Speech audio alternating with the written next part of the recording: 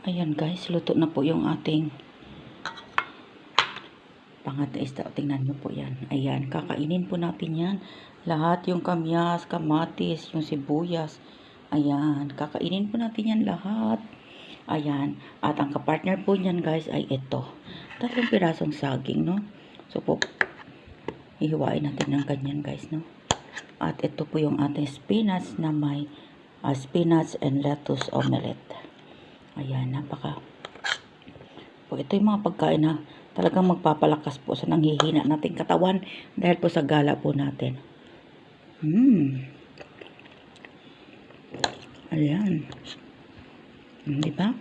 Pananghalian na po natin to guys. Kaninang umaga nagkape lang po ako. Kasi iniisip ko talaga ano kaya masarap kainin. No?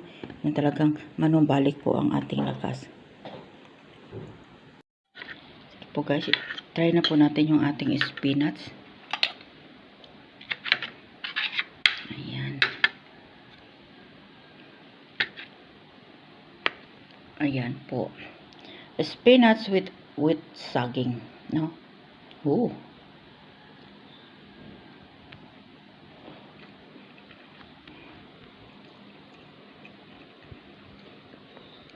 Yung lasa po guys, napaka-perfect.